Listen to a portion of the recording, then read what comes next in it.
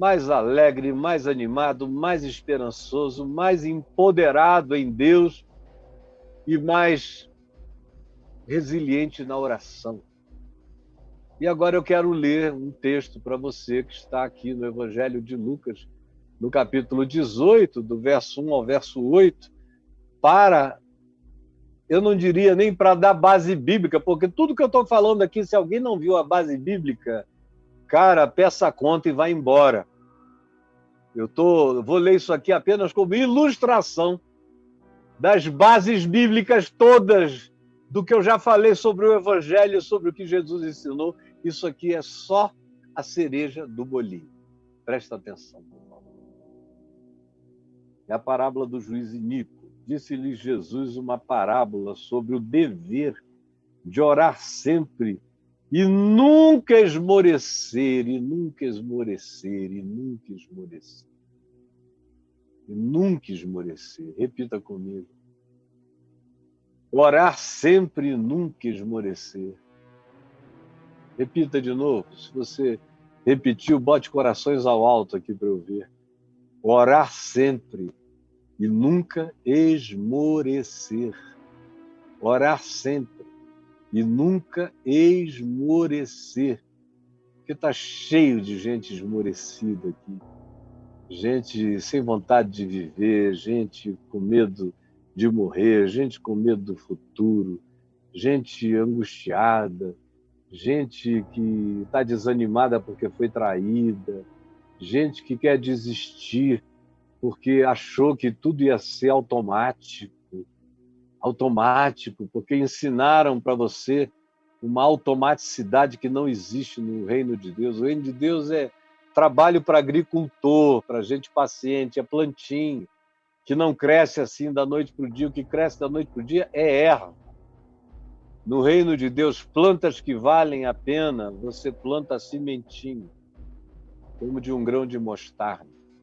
E espera, e espera, e espera, e espera, até que ela cresça. Você planta carvalhais, você planta sicômoros, você planta plantas frutíferas que vão alimentar e dar sombra para homens, aves e animais. Você planta as melhores plantas, você planta videiras, come suas uvas e deita debaixo de suas sombras. Você planta oliveiras que podem viver 1000 e tantos anos, que aguentam todas as estações do ano e não se cansam nem se fatigam. É isso que você faz no reino de Deus. As coisas não são mágicas, elas crescem no crescimento da paciência, da perseverança, da continuidade, da insistência, da atitude positiva, do bom ânimo, como mandou Jesus. Tem de bom ânimo. No mundo tereis aflições, isso leva tempo, isso acontece, mas tem de bom ânimo, que é o antídoto para o desespero das angústias. E olhem para mim, que atravessei tudo e venci o mundo e abri os céus para a ressurreição de todo aquele que creia em vida eterna. Olhem para mim. Então, é uma parábola para sempre e nunca esmorecer, corações ao alto, orar sempre e nunca esmorecer. Havia em certa cidade um juiz que não temia Deus nem respeitava homem algum. Aquele cara que só fazia o que ele queria, na hora que ele queria, não estava aí para ninguém. Era um sujeito que não era amigo de ninguém, que não bebia com ninguém, que não devia nada a ninguém, e, além de tudo, era um arrogante, soberbo, perverso, intolerante, sem empatia, sem solidariedade. Era um cara ideal para ser um carrasco, um torturador, não um juiz. Porque juízes têm que ter empatia, têm que ter solidariedade, têm que olhar todas as coisas por todos os ângulos, tem que ter o olhar da lei, mas a lei tem que estar submetida à justiça. Não é a lei que determina a justiça, é o senso e é o espírito de justiça que aplica a lei. Para isso tem que haver o olhar que contemple os significados da justiça vista por cada ângulo. E a lei é aplicada de acordo com a dosimetria desse olhar justo e de apreciação sindrômica, para olhar por tantos ângulos diferentes para aplicar a lei com justiça. Do contrário, a lei se torna injusta e perversa, se não for vista com essa justiça que contemple todos esses aspectos. Não é o caso desse homem, esse cara aqui é mau. Como está cheio de juiz mau, juiz perseguidor, juiz de todo tipo. Esse aqui não é aquele tipo que tem amizades, que é padrinho do casamento das pessoas mais ricas, que já fica com o rabo preso até a 5ª geração. Não, não, não. Esse não é nem aquele juiz imparcial. Esse é o juiz perverso. É o juiz da veneta. E é esse cara que habita essa cidade, que é o juiz desse lugar, dessa comarca. Que coisa mais horrorosa ter uma comarca onde o juiz é um perverso que julga conforme o humor e o capricho dele, daquele dia, daquela hora. Então, havia esse juiz, e havia esse juiz, mas a ênfase é no havia também. Havia uma certa cidade, numa certa cidade, um juiz que não temia Deus, nem respeitava ninguém. Mas lá nessa cidade havia também. E o evangelho é maravilhoso, porque do ponto de vista da narrativa humana, o poder está na mão do juiz. Do ponto de vista do evangelho, o juiz é um coadjuvante perverso, só isso.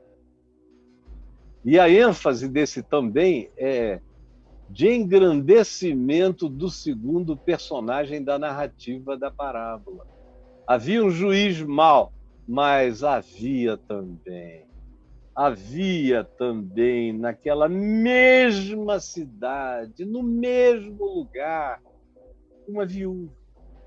Não tinha marido, não tinha ninguém, não tinha filhos, não tinha voz, não tinha lugar de fala, não tinha ninguém em favor dela, não tinha ninguém cedendo o Instagram para ela queixar coisa alguma, não tinha.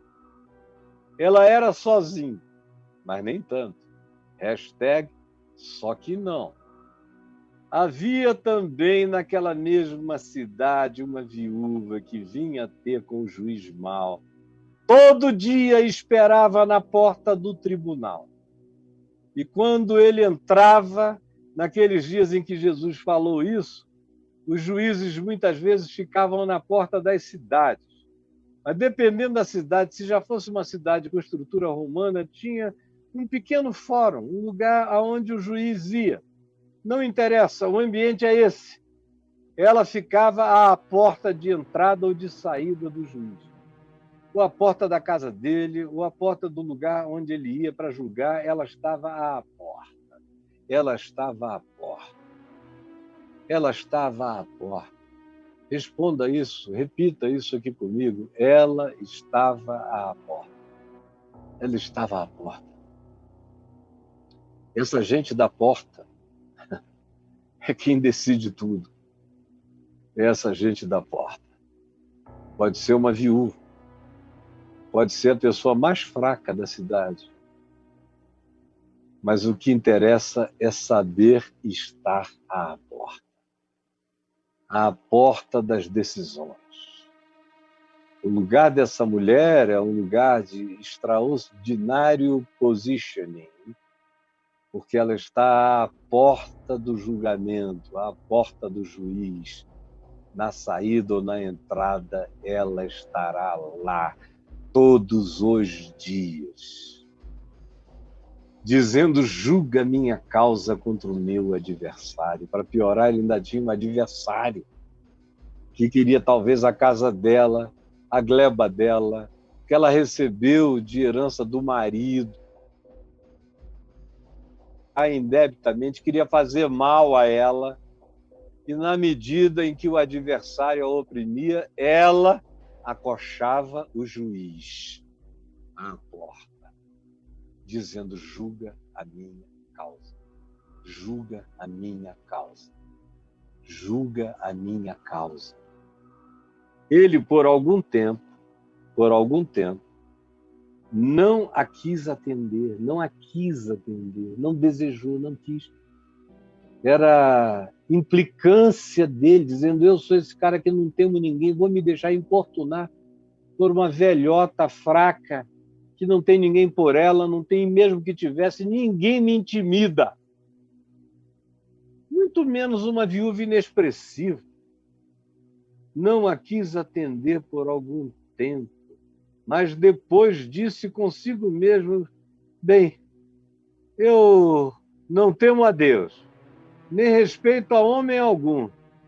Todavia, como esta viúva vem todo dia me importunar, como ela habita a minha porta, me importuna na entrada, me importuna na saída, dizendo: julga a minha causa, eu julgarei a sua causa, para não suceder que por vir ela venha molestar-me indefinidamente e me enlouqueça de ódio, de raiva, me faça perder a cabeça. Deixa eu me livrar dessa molestadora que habita a porta. Então disse Jesus: considerai no que diz esse juiz iníquo, que diz: eu não temo a Deus, nem respeito a homem algum. No entanto, essa viúva não sai da minha porta. Jesus disse: considerai no que ele disse, eu vou atender para ficar livre do molestamento. Considerai no que diz este juiz iníquo. E o que Jesus está nos dizendo é: se alguém desse nível, desse diabolismo, dessa antipatia, ou alguém dessa falta de empatia, ou de alguém quase que dessa psicopatia, porque ele não se importa com ninguém, vidas não importam. Era o que ele podia mandar escrever na porta da casa dele: vidas, dores, angústias não importam para mim. Eu existo para mim mesmo e de mim mesmo. Jesus disse: vocês viram como o ser que é a antítese de toda a compaixão, de toda a bondade, de toda a solidariedade, de toda a empatia, tomou uma atitude positiva em favor da mulher, só para ficar livre do importúnio. Considerai o que o homem mau diz, para vocês entenderem o que o Deus bom afirma. Tomem o extremo da maldade para vocês entenderem o mínimo da solidariedade, da compaixão e da misericórdia de Deus. Partam do exemplo mais horroroso e vejam que mesmo o mais ímpio se verga para se ver livre da resistência, da perseverança que se planta à porta. Agora imaginem vosso Pai Celeste, que sabe o que necessitais, que é bom, que é misericordioso, que é justo, que ouve orações, que me manda dizer a vocês, porque tudo quanto eu ouvi do meu Pai, eu vos tenho dado a conhecer, e eu vos tenho dado a conhecer princípios que dizem que aquele que bate, a esse se abre, o que busca, encontra. Aquele que, de fato, pede, recebe, o que busca, encontra. E a quem bate, abrir-se-lhe-á. Eu ouvi de meu Pai, vos tenho dado a conhecer que ele é assim. Fui eu que ensinei a vocês a orarem, dizendo: Pai nosso que estás nos céus, santificado seja o teu nome, venha a nós o teu reino, seja feita a tua vontade, assim na terra como nos céus. O pão nosso de cada dia nos dá hoje, Perdoa as nossas dívidas, assim como nós perdoamos os nossos devedores, e não nos deixes cair em tentação, mas livra-nos do mal, pois teu é o reino, o poder e a glória para sempre. Ouve a minha oração. Ouve a minha oração. O juiz iníquo não suportou a oração da mulher que estava à porta. Eu sou a porta. Vocês estão em mim. Se o juiz não aguentou a oração da mulher, da fraqueza impertinente, que se punha à porta todo dia, como é que vocês acham que o meu Pai Celeste não ouvirá a voz desses que habitam a porta da vida, a porta da esperança, a porta da liberdade, a porta da graça pela qual a gente entra e sai e acha pastagem? Então disse Jesus: então ele disse: considerai no que diz esse juiz iníquo. E aí ele conclui, imaginando que todos nós já fizemos essa consideração que eu levei você a fazer. Então ele disse: não fará Deus, o meu Pai, justiça aos seus escolhidos. Os escolhidos são aqueles que também escolheram escolhê-lo.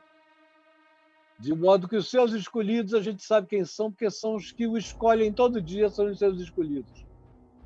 E o resto é metafísica, que não interessa ao processo histórico da nossa fé.